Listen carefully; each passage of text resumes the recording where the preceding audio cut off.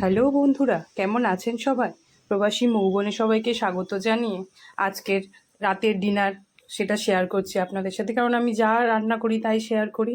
তবে এটা রাতের ডিনারও বলতে পারেন, আবার বলতে পারেন সকালের জলখাবার, যে যেভাবে এটাকে খেতে পারে। তো খুব ইজি, দেখলেই নুডলস, আপনারা দেখতেই পেলেন নুডলস আর মাঞ্চুরিয়ান ছিল ওটা। আচ্ছা, নুডলসটা আমি শেয়ার করছি না, ওটা খুব ইজি। এখানে তো চাউমিন পাওয়া যায় না, অনলি নুডলস, জাস্ট সেদ্ধ করে মশলা দিয়ে কষিয়ে নেওয়া, কিছুই নেই। তো নুডলসের জন্য যেটা আমি কিছুই বললাম না।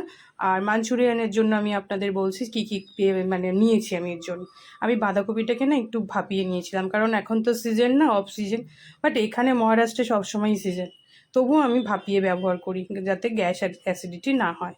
তো ওতে আমি দিয়েছি খুবই ইজি রেগুলারের মশলা, আদা রসুনের পেস্ট, তারপরে লাল লঙ্কার গুঁড়ো, কাশ্মীরি লঙ্কার গুঁড়ো একটু কালারের জন্য, আর কালো জিরে দিয়েছি, আর দিয়েছি গোলমরিচের গুঁড়ো, নুন, আর কর্নফ্লাওয়ার 4 চামচ, আর দিয়েছি 2 চামচ ময়দা। আপনারা শুধু ময়দা বা শুধু কর্নফ্লাওয়ার ব্যবহার করতে পারেন। সেটাকে ভালো করে মাখিয়ে, মানে অনেকক্ষণ থেকে মাখাবো, বেশিক্ষণ রাখলে হবে না, কারণ তাহলে জল কাটবে। তারপরে এটাকে গোল গোল আকারে শেপ দিয়ে কড়াইতে তেল গরম করতে দিয়ে আমি দিয়ে দিয়েছি। খুব ইজি জিনিস, যেটা সবাই পারে। সেটা মানে তবু বলবেন হয়তো শেয়ার কেন করলাম।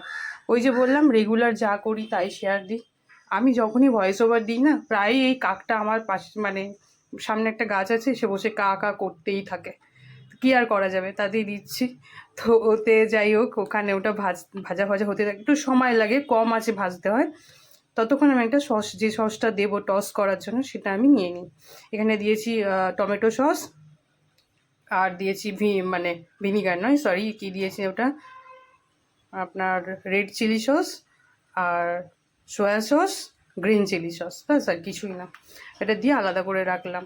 আর এখানে আমি স্প্রিং অনিয়নটা মানে পরে বাজার থেকে পেয়েছি, ততক্ষণে পাইনি যতক্ষণ কাটাকুটি করেছি, ওই জন্য পরে কেটে নিলাম। তো এখানে কড়াইতে আবার তেল দিয়ে আমি লঙ্কা আর রসুনের কুচিটা একটু ভাজা ভাজা করছি। আচ্ছা, তার আগে ওইগুলো তো লাল লাল করে ভেজে তুলে নিলাম, দেখলেনি। পরে আলাদা করে আবার কড়াইতে তেল দিয়েছিলাম। আর পেঁয়াজগুলো যে যেভাবে কাটতে পারে, কেউ কিউব কাটতে পারে, তো আমি একটু সরু সরু করে কেটেছি। কিউবটা মানে এর জন্য মনে হয় ঠিকঠাক নয়, সেই জন্য দিলাম না। তারপর ওই ক্যাপসিকামও সরু সরু করে কেটেছি, তাই জন্য পেঁয়াজটাও সরু সরু করে কেটেছি।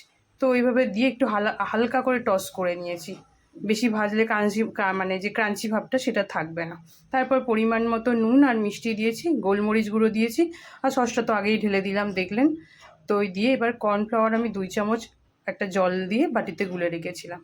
এবার মাঞ্চুরিয়ান ভাজাগুলো এতে দিয়ে হালকা করে এটাও টস করব। বেশি তো ভাজার নেই, তাহলে মাঞ্চুরিয়ানগুলো আর যে মানে ক্রিস্পি ভাবটা ছিল সেটা আর কি নরম হয়ে যাবে।